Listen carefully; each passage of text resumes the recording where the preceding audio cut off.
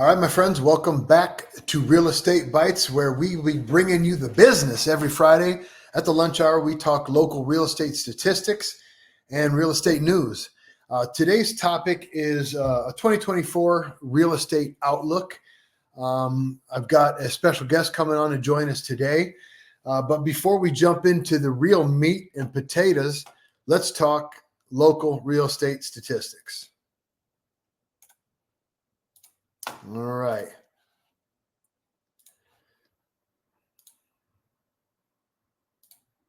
Let me get my mug off the screen. There we go. All right. So for this past week, this is episode 26. 25 weeks or 26 weeks of real estate bites. Still hard to believe for me. But this past week, there are currently 353 homes on the market. That last week at 355 was the lowest inventory that I recorded since I started doing this. And we beat that by 2 units this week. So I think it's really a reflection of people relaxing during the holidays, not listing, waiting until the year to turn over, getting their stuff together. And I think it's also reflected here in the number of closings that we had this last week. 37 was the lowest number of closings we had in 1 week's time since I started recording as well. The median square foot for houses sold last week was 1,608 square feet. The median value was $242,500. The median square foot price was $143.45. One of my favorite stats to chatter about is this next one here, the sale price to list price ratio at 98. If you take a look here in column K of last year, this is basically the last dozen weeks of the year. You can see how many of these were under 100%. So what we're seeing is, I've been saying that prices have been remaining pretty flat, but for the past 3 months on aggregate, we've seen the slightest of declines in prices. How long that will last, I don't know. You can see every once in a while, just like last week, we bump up above 100% in the sale price to list price ratio. But, on aggregate, we probably come down 1% to 2% in prices over the last 3 months to 3.5 months. Moving on. Average days on market this past week was 63 days. Again, this is days after listing, after the listing goes active. And then once it reaches a contingent status, it is still considered on the market. Once it gets through the inspection and appraisal contingencies, it then comes off the market, moving into pending status. So last week, houses that sold were on the market for an average of 63 days. This morning, when the markets opened up, a 30-year conventional note was listed at 6.9%. Something to note there, right now, an FHA loan, a 30-year FHA note, would be a 6.2%. So that you're talking about 70 basis points there. That's a lot of savings considered. So, this is kind of for home sellers too. And especially if you're selling a house that's all buttoned up, right? If you see an FHA loan come through, don't necessarily run from it. There's kind of a stigma that I see amongst sellers that, FHA is bad, but it's not. You might have great buyers who are very motivated to buy your house that choose FHA because they want to save 70 basis points on the current rate. And you can't really fault them for that. If you want to weigh the strength of that buyer, take a look at their down payment, their earnest money amount, that kind of thing. But just because it's FHA, don't discount them. They might be simply trying to make a smarter financial decision for their family. Okay, so the lowest sale price last week was 30 grand. The high price, and this was the lowest of the high prices that we've seen yet, under $500,000 there at $481,000 in Columbia Station. So the last few weeks I've done this program, I did not show you what that high price sale home looked like because it was getting kind of boring for me, to be perfectly honest. But this week we don't have new construction. We have a resale home built in 1999 in Columbia Station. I want to give you guys a look at it because it's pretty cool. So let me take you on over to that. All right. So this is the home in Columbia Station that won the top honors last week at $481,000. Again, beautiful colonial, built in 99. That's more of a Cape Cod, isn't it? I love this grand entranceway where it's just huge and wide open, opens up to the whole living room and kitchen area. I love the way you walk into this home and bam, everything's big and wide open. Nice hardwood floors. You walk right into the gas fireplace on the left-hand side, surrounded by stone. As you can see in the back there, that all opens up to the kitchen. Just a beautiful open floor plan as you walk in the entrance. There you get a look at the kitchen.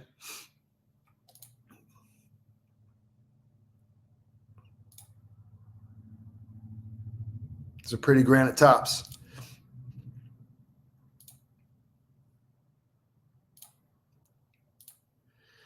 So this house, 4-bed, 4-bath, 2,300 square feet above, 1,450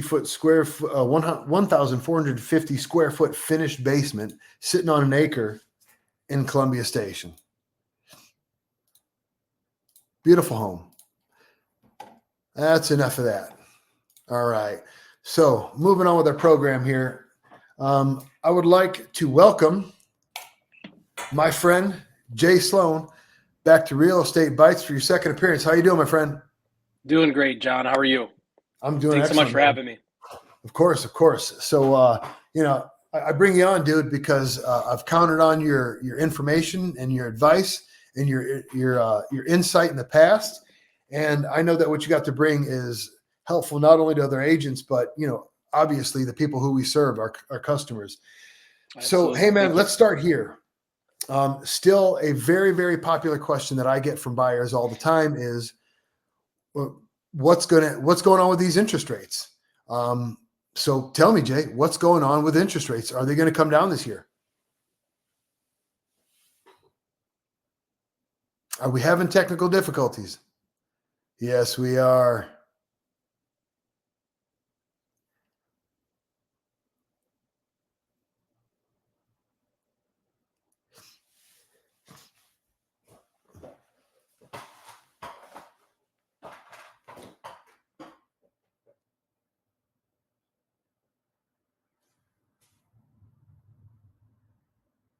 Uh-oh.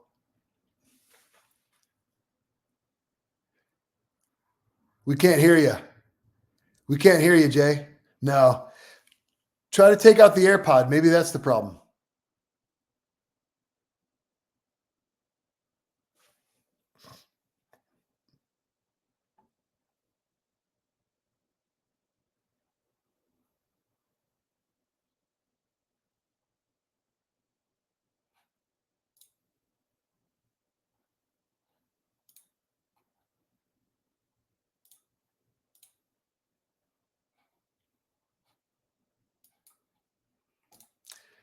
No sound.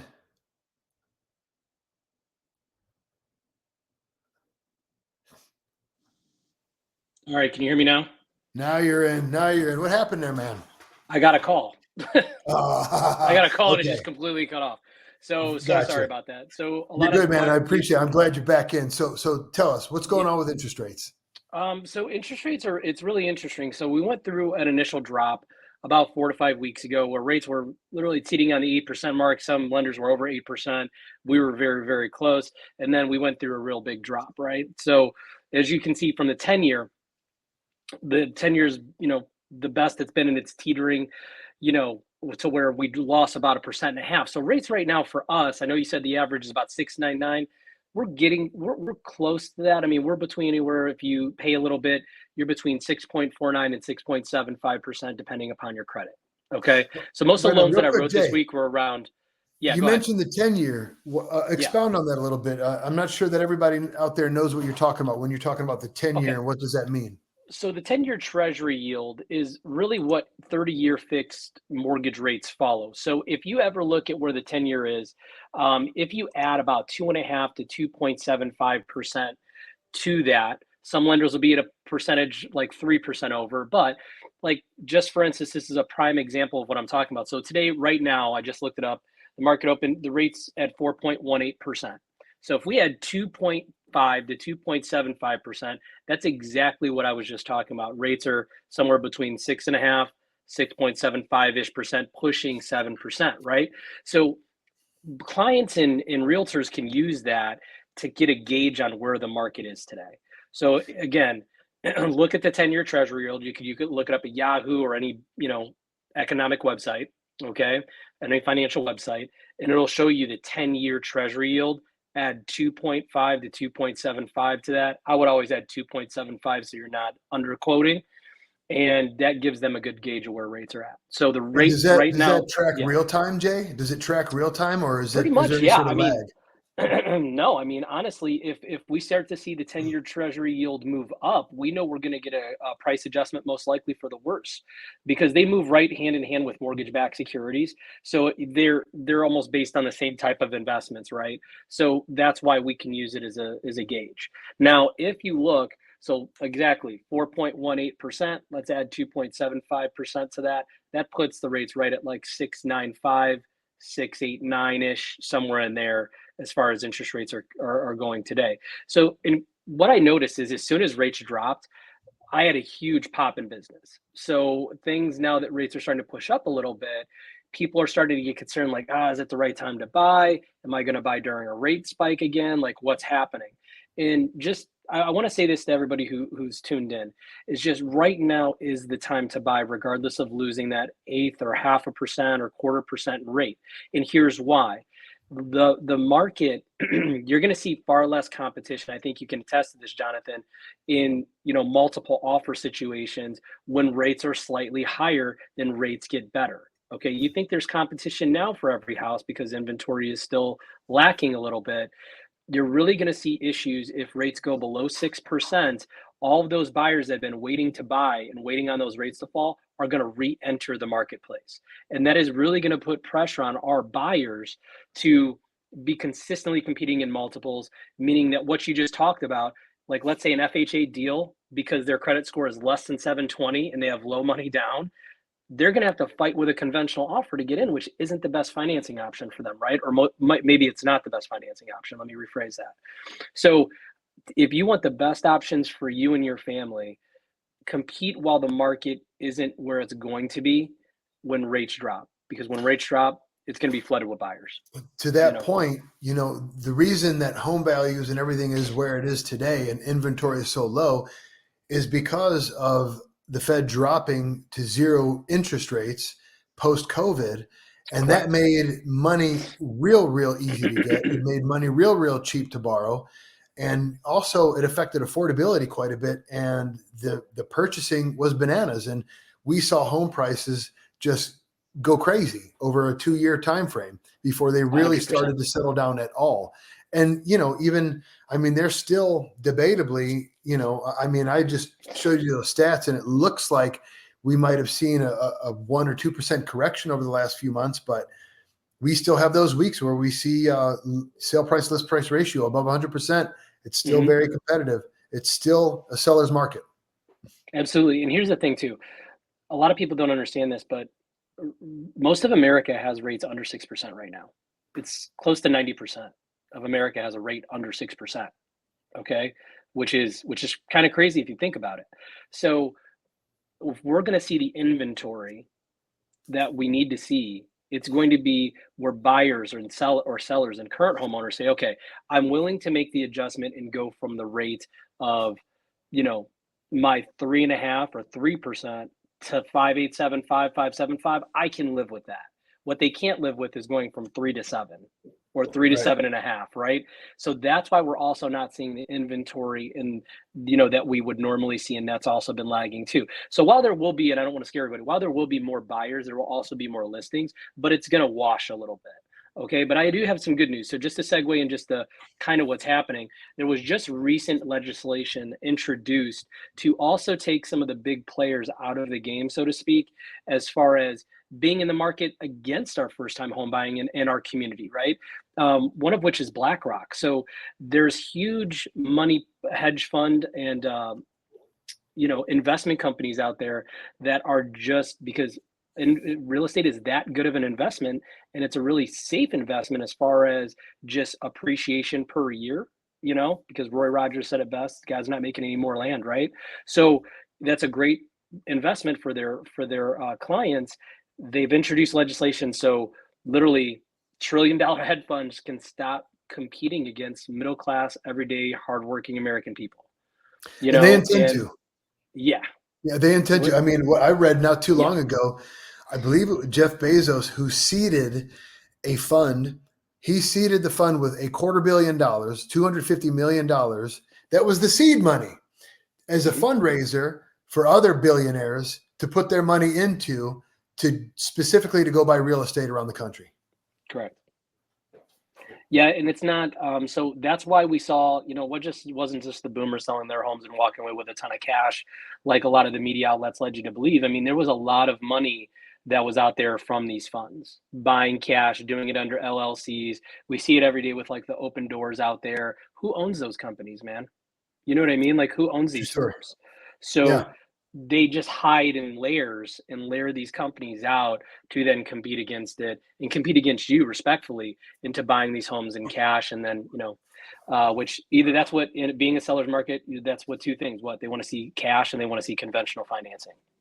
So, So I'll tell you guys out there who are watching, you have legislators around the country who, as Jay was just saying, are putting together bills because they're trying to prevent um, these large funds, these large investment firms from buying up any more real estate. I've also heard of legislation that they're going to try to force these large firms to liquidate a certain percentage of their real estate holdings over the next 10 years. However, I would caution anybody from counting on that and holding your breath for that to happen, because these are the same bankers that own the souls of the legislators who are putting this stuff forward. So right. be And not getting cautious. too political. Yeah. And this is the reason that I want to know, I want to, we're a capitalist society, right? Companies are allowed to do that, and that's fine if that's what they want to do. However, here's what's happening as a result. What happens after they buy these houses? They rent them. And what are they Sure. doing? They're renting for maximum profit for yield, because it's like a REIT. It's like a huge investment pool that they own all of these houses or neighborhoods, and they buy them in chunks, right? So they are raising rents, and they're one of the biggest reasons, outside of just everyday investors trying to make a buck, of the rent rise in Northeast Ohio and most Midwest cities. So that's why we're seeing that. So Here's an interesting statistic for the people watching. I recently read an article. Open Door, who is losing money hand over fist because they tried this flip model a couple of years back and they fell on their face. Not only were they doing really bad work on the flips, but they were buying houses sight unseen, and they were selling them in a market that was starting to turn. And because the work was bad, they weren't seeing the sort of appreciation in the real estate values that they expected, and they lost billions and billions of dollars. Nevertheless, in this recent article that I read just a couple days back, Open Door has decided to reduce its monthly acquisition of units to 1,000 a month. So even though this company is losing money in the billions of dollars, they are deciding to reduce their monthly acquisitions of single family residences to just simply 1,000 a month across the country. That's an astounding number to me. And that's one of these investment firms that we're talking about. hmm and it's not even the most powerful. It's just the most popular because of their branding right now. All right. Hey, Jay, let me switch gears. Talk to me Yeah. a little bit about the different options that buyers have out there. We're in a place where they have more options than most likely they're thinking. You're not just stuck with conventional FHA, VA, with traditional down payment amounts and whatnot. Tell us about what's going on.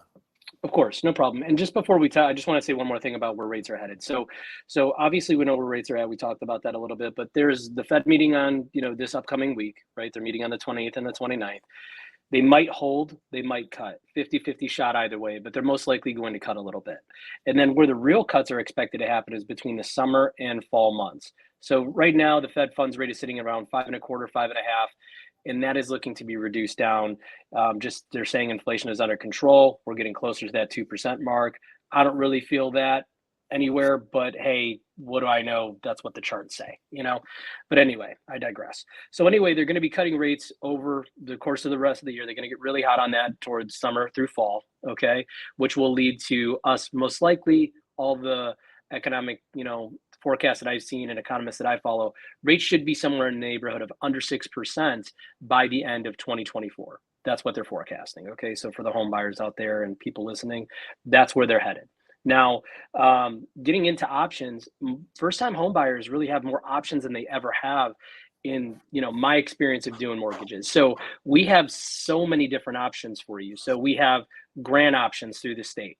We have different government grant options that you can use that you can pay back instead of having to sit in a grant like through the Ohio Financing Agency where you have to own the home for 5 or 7 years. But they can give you up to 2.5%, up to 5% of the value of your purchase price. So that's thousands of dollars that you can get in a grant from the state of Ohio that you don't have to pay back.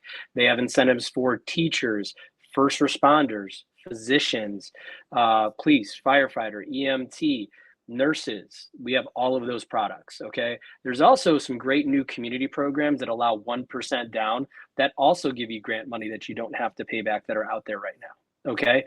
There's also new community programs out there that aren't just based on where you're buying, but where you currently live, that are fantastic, that determine what your interest rates are. And these are all subsidized rates. So let's say the going rate that we talked about earlier was 6.5, 6.75. I just closed a loan for a client who's literally closing on Monday at a 5.75% interest rate with no points and no closing costs. He literally paid for his appraisal, his title work, and that was it. How solid is that? That's and remarkable. That's because of the area that he bought. So he bought in Lorain and Elyria area, which it's property specific. So, how it would work is I would look up the home that you were interested in, make sure that program was eligible for that specific property that you're buying, and there could be additional options available. That's how it works. Heavy in Cleveland, Lorain County, some great products there. And then there's also, still your normal 3% down. The 1% down is really, really popular right now.